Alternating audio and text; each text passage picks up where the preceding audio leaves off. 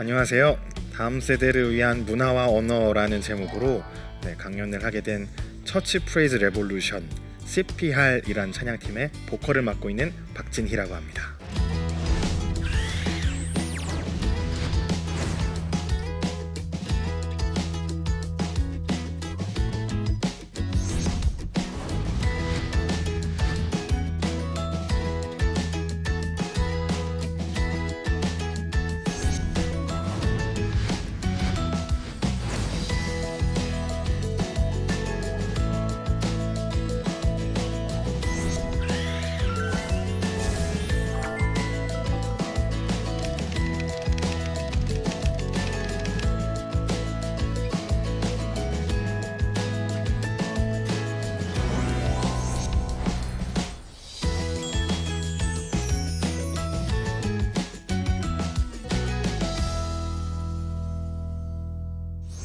지금 이 자리에 저 CPR로 같이 활동하고 있는 이화익 작곡가님이 자리에 함께 하고 계십니다.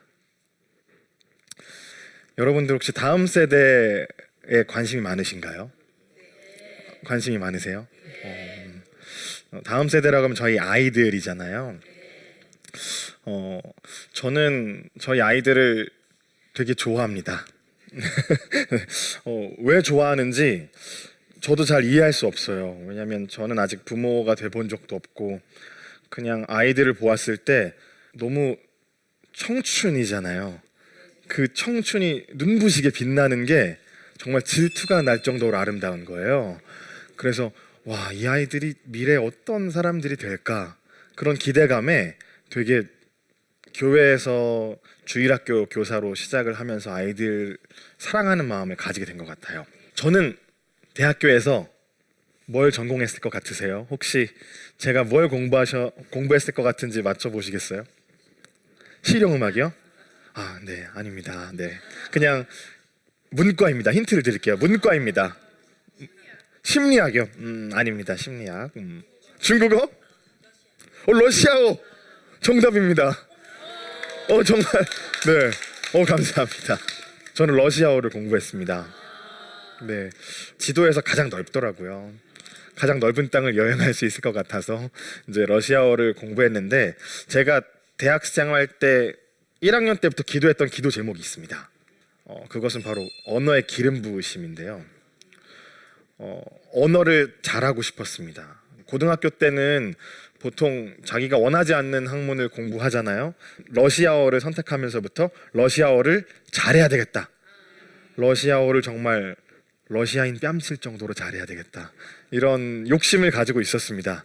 네, 그러면서 계속 기도했던 게 언어의 기름 부으심을 받고 싶습니다. 다음 세대들을 어떻게 이해할까라는 고민의 가장 저는 키워드는 언어라고 생각합니다. 자기가 속한 집단에 따라서 사용하는 언어가 다릅니다. 신혼부부들이 쓰는 언어들이 있더라고요. 스드메라는 말 여러분 혹시 아시나요? 네, 그런 말들을 쓰고요. 저는 잘 모릅니다. 네, 아직 안 가봐서. 그리고 선생님들끼리 쓰는 말이 있고요. 뭐 생기부 이런 말이 있죠. 네, 아이들이 쓰는 말은 또 따로 있습니다. 그 집단마다 사용하는 언어가 다른데요. 우리 아이들을 이해하려면 그 언어를 알아야겠더라고요. 그래서 아이들이랑 친해지고자 그 언어를 연구하게 되었습니다. 그러면서 이제 언어에 대한 고민을 시작했습니다. 제가 친구한테 교회 가자고 하고 싶은데 교회 얘기를 하면 이 아이는 못 알아들어요. 그래서 내가 설명할 수 있는 것이 하나도 없으니 노래를 들려주자, 찬양을 들려줘야 되겠다고 찬양을 들려줬습니다. 이 친구가 야, 음악은 좋은데 나 못 알아듣겠어, 이런 얘기를 했습니다. 저는 미처 생각지도 못했는데 일반 사람들에게는 알아들을 수 없는 언어였던 거예요. 예를 들면 이런 겁니다. 경배하리라, 어린 양. 진이야, 이 가사가 무슨 말이니? 왜 갑자기 양? 동물이 왜 나와? 물온대소하고 주님을 경외하는 자들아. 물온대소가 도대체 뭐야? 그 친구들에게는 외계어인 거예요. 전혀 알아들을 수 없는 말이었고, 근데 문제는 뭐였냐면요, 10대였던 저도 몰랐어요. 저도 우리 함께 기뻐해 어린 양의 혼인잔치와 신부가 준비되었네를 율동으로 함께 찬양하면서 왜 대체 어린 양의 혼인잔치를 노래하는지 몰랐거든요. 그것들을 설명해 주는 것은 목회자 그리고 교사들의 책임인데 그분들이 책임이 있다고 말씀드리는 건 아니지만요. 그런 설명들이 반드시 필요했었습니다. 그래서 교회에 들어오기에 교회 밖에 있는 아이들이 장벽이 너무 높은 거예요. 교회는 교회 언어란 것이 있죠. 네. 교회 언어? 교회 언어가 뭐가 달라? 교회 문화권에 있는 저희들은 크리스천들은 이걸 잘 깨닫지 못할 수도 있는데요. 정말 교회 밖에 있는 사람들이 봤을 때는 말투가 깜짝깜짝 놀랄 때가 많아요. 예를 들면 정말 신나는 찬양인데 거기에 가사가 나 가리라 이런 말이 나오는 거죠. 우리는 뭐 가리라 경배하리라가 뭐 어때서라고 생각할 수 있지만 일반 사람들의 생각을 보면요, 중세시대 국어입니다. 네, 근대 국어입니다. 네, 정말 옛날 말인 거죠. 마치 하여가 옛날 시를 보면 이런들 어떠하리. 근데 그 말투를 우리는 지금 2018년에도 쓰고 있는 거예요. 그런 장벽들에 대해서 고민을 하게 되었습니다. 어쩌면 교회 청소년들이 없다, 교회 젊은이들 세대들이 없다, 교회 젊은이들이 떠나간다라는 고민은 어쩌면 언어가 큰 원인일 수도 있다는 생각을 했습니다. 만약에 우리가 성경을 옛날 말로 읽는 것도 너무 귀한 일이지만 좀 더 눈높이에 맞춰서 아이들의 말로 된 성경을 읽어준다면, 정말 현대어로 된 찬양을 불러준다면 사람들이 더 이해하고 다가설 수 있지 않을까, 그런 생각을 하게 되었어요. 교회 언어가 나쁘다는 것이 아닙니다. 나쁘다기보다는 그 벽을 우리가 높여놓으면 안 된다라는 생각을 했습니다. 그래서 저도 아이들에게 그냥 믿음이 없는 사람들에게 말할 때는 최대한 주일이라는 말도 안 쓰려고 노력합니다.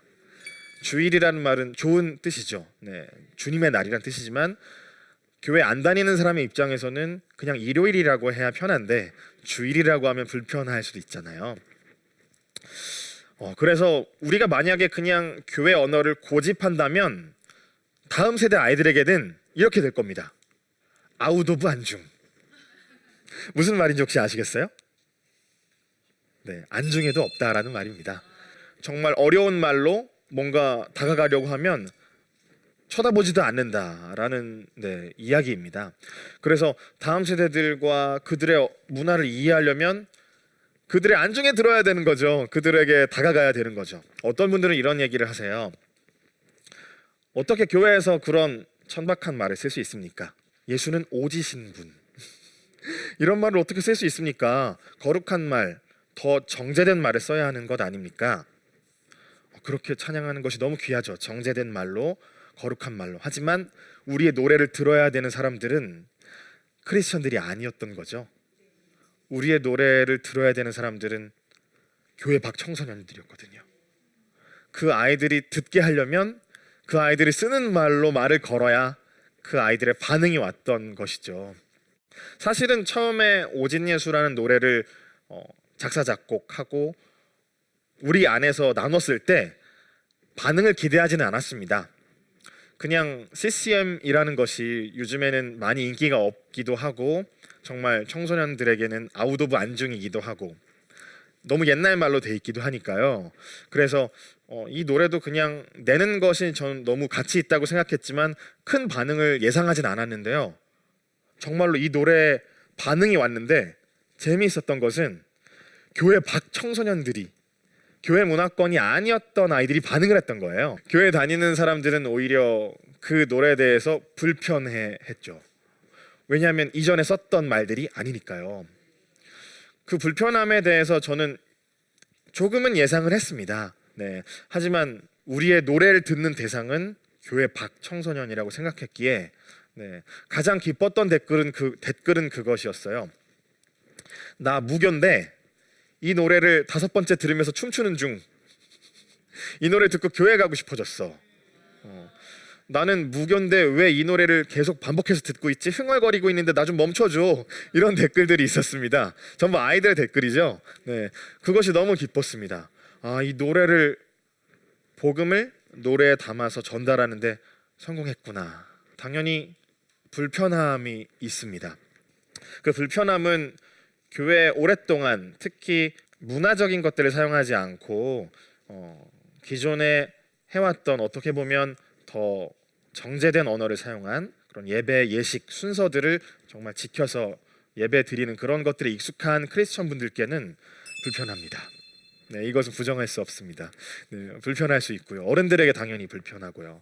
네, 심지어 어떤 아이들도 불편해했어요. 교회에서 오랫동안 자라온 아이들에게는 또 그들의 말로 만들었지만 그 아이에게는 또 불편한 거예요. 반대로 생각해 보면 우리가 쓰는 교회 용어들이 교회 밖에 있는 청소년들이나 아니면 일반인들에게는 또 불편할 수가 있는 것이죠. 그런 불편함에 대해서 곰곰이 생각을 해봤습니다.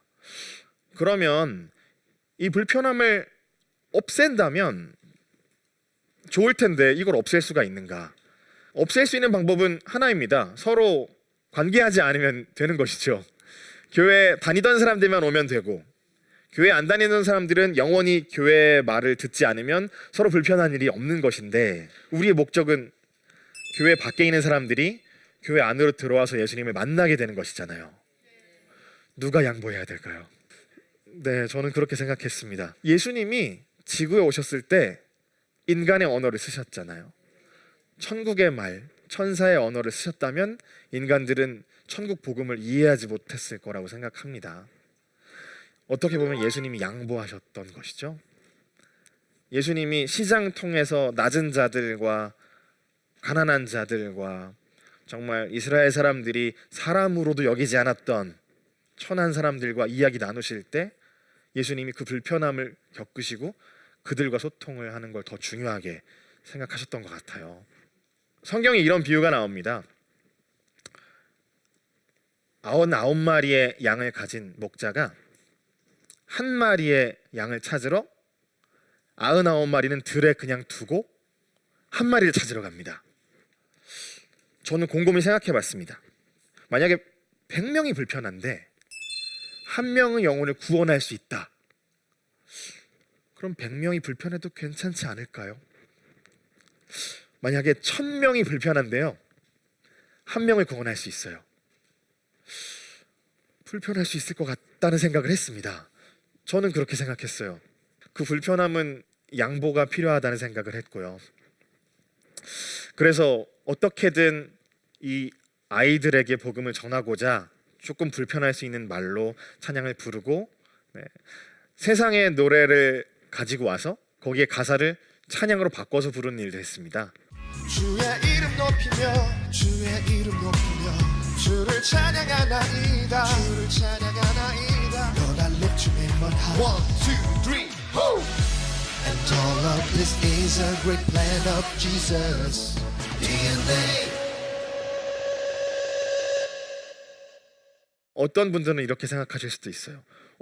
세속적인 노래를 교회에서 부르다니 이거 하면 안 되는 거 아닙니까? 저는 그렇게 생각했습니다. 음악의 주인은 하나님이시고 모든 영감의 주인도 하나님이신데 이것을 우리가 가져와서 하나님을 높이는 데 쓴다면 이것은 찬양이 될 수 있다. 저는 그렇게 믿거든요. 제가 한번 깜짝 놀란 일들이 있었어요. 제가 노래를 작사 작곡하고 하는데 저희 학생이 노래를 써왔습니다. 선생님, 저 노래를 작사 작곡했어요. 들어주세요. 했는데 가사를 보니까 중세시대 국어로 쓴 겁니다. 하소서 나 찬양하리 이렇게 쓴 거예요. 근데 그 아이는 분명히 고등학교 2학년이었거든요. 제가 뭐라고 했습니다. 이거 네가 쓰는 말 맞아? 그랬더니 이 아이는 교회에서 쓰는 말이잖아요. 이 언어가 이미 교회 언어라고 인식이 되었던 거예요. 그런데 친구야, 이거 네가 쓴 말이 아니잖아. 난 이 말투가 너의 고백이 아닌 것 같아 라고 했더니 얘가 깜짝 놀라더라고요. 난 칭찬받을 줄 알았는데 교회 말로 썼으니까요. 그런데 이 아이는 물음표를 가졌던 거죠. 그 이후에 이 현대어로 된 찬양이 너무 필요하겠다라는 생각을 그때부터 하게 됐어요. 우리가 부르는 찬양의 외국 곡들은요 I love you에서 해당하는 이 you를 주로 번역을 했습니다. 왜냐하면요, 외국에서는 you라고 하면 반말도 되잖아요. 너도 되고 당신도 됩니다. 네, 모두 포함하는 단어인데 한국에서는 하나님께 어떻게 감히 너라고 할 수가 없죠. 네, 이거는 깜짝 놀랄 일이잖아요. 심지어 어떤 분들은 당신이라고 해도 불편하다고 여기시는 분들이 계시다고 해요. 그러면 you라는 친밀감, 주님과 나의 그런 친밀감을 어떻게 표현하는가? 이게 번역을 할 때 전부 주로 번역이 된 거예요. 그런데 you, 너, 그대, 당신과 주님은 너무 큰 차이가 있는 거죠. 네, 그래서 번역에 대한 고민을 하기 시작했습니다. 번역을 좀 더 친밀하게 할 수는 없을까? 좀 더 현대어로 할 수는 없을까? 그런데 이게 한계가 있더라고요. 왜냐하면 한국어가 음절이 많아요. 네, I love you 세 글자인데요. 이게 한국어로 하면 나는 너를 사랑해 이렇게 써야 되죠. 네, 7글자인데 I love you는 세 글자거든요. 그렇다 보니까 번역이 너무 한계가 큰 거예요. 그래서 결론은 내가 아무리 새로 나온 최신 찬양을 번역을 해도 이 글자가 안 맞으니 번역을 할 수가 없다. 그래서 그냥 새로 써야 되겠다. 현대어로 된 찬양이 필요하다. 그런 결론에 이르게 됐습니다. 사실 많은 찬양들, 우리가 사랑하는 많은 곡들이 번역된 곡들이 많이 있고 제가 너무 좋아하는 곡들도 많이 있는데 저는 현대어에 주목했습니다. 아이들이 편하게 부를 수 있는 찬양들. 제가 사랑하는 곡들은 이런 곡들이에요. 아버지 사랑 내가 노래해. 존댓말이 아니네요. 그렇죠? 반말이죠, 어떻게 보면. 네. 그런데 이 노래에 대해서 불편하게 여기는 분들은 아마 없으실 거예요. 저는 너무 좋은 찬양이라고 생각하고요. 그리고 제가 또 사랑하는 노래 중에 내 이름 아시죠라는 찬양이 있습니다. 네, 이 노래는 번역곡인데요. 저는 번역이 개인적으로 너무 마음에 들어요.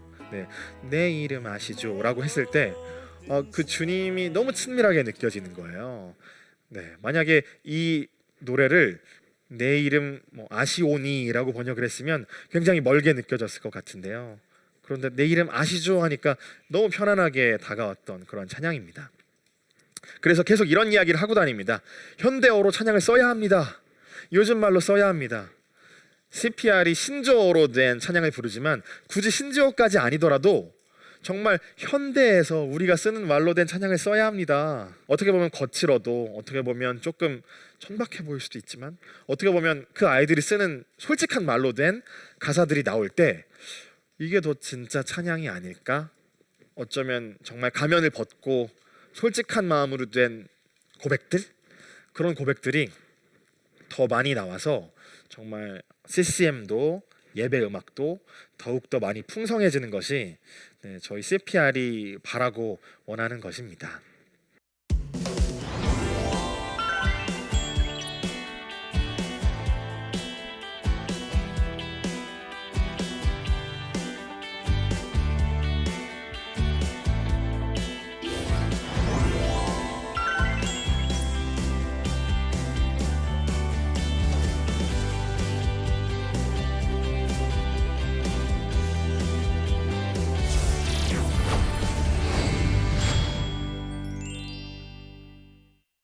강연에 관하여서 질문이 있으신 분들이 계신 것 같아요. 그래서 질문에 대한 좀 답변을 드리려고 합니다. 함께 한번 보실까요? 다음 세대가 쓰는 은어와 같은 언어들을 예배에 가져오는 것에 대한 기성세대의 비판이 큽니다. 어떻게 극복할 문제라고 생각하시나요? 은어라고 하면요, 보통 어떤 집단의 결속력을 강화하기 위해서 다른 사람들이 알아듣지 못하는 말을 은어라고 합니다. 예배 은어를 써도 될까요? 어떻게 생각하세요? 저도 고민을 해봤는데요. 은어를 꼭 쓸 필요는 없다라는 결론을 내렸어요. 필수는 당연히 아니겠죠? 은어를 왜 굳이 써야 되나요? 그런데 한번 상황을 가정해 볼까요? 저희가 아웃리치를 갔습니다. 해외로 선교지에 여행 선교 여행을 떠났어요.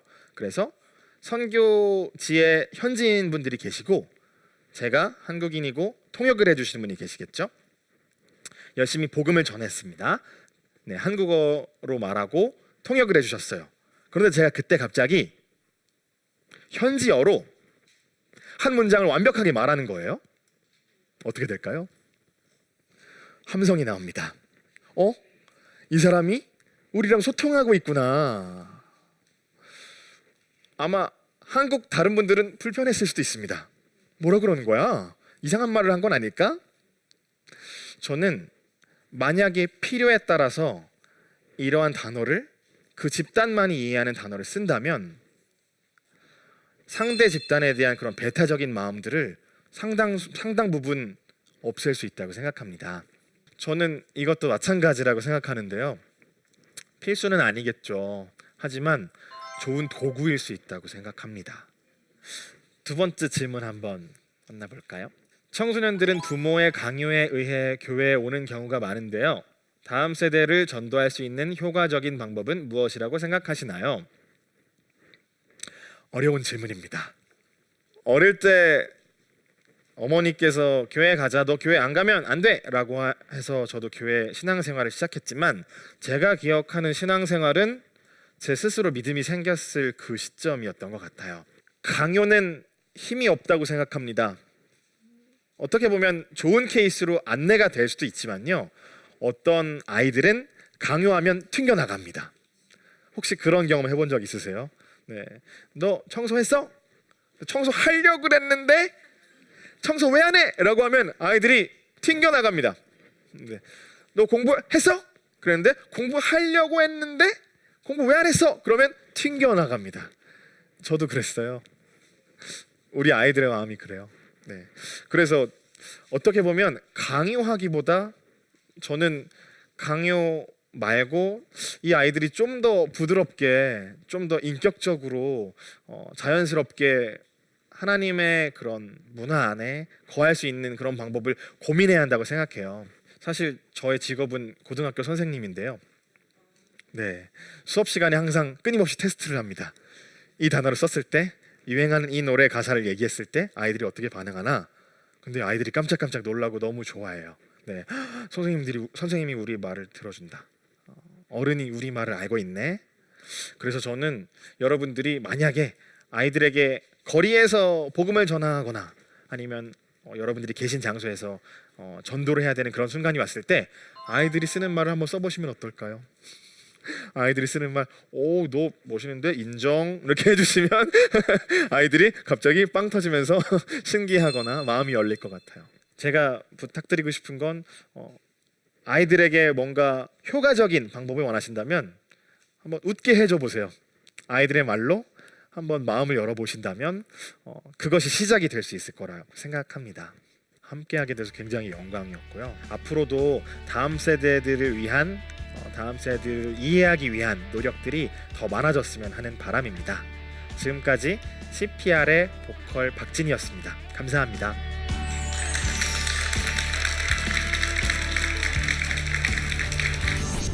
안녕하세요. 저는 성우로 활동하고 있는 박지윤이라고 합니다. 애니메이션 겨울왕국에서 주인공 안나의 목소리 기억하시나요? 그 목소리 주인공이 바로 저의 목소리입니다. 저는 어렸을 때부터 늘 목소리로 주님께 영광을 돌려야 한다는 얘기를 많이 듣고 자랐는데요. 주님께서 주신 귀한 목소리를 통해 이렇게 성우로서 활발하게 활동하게 되어서 늘 감사한 마음으로 살아가고 있습니다.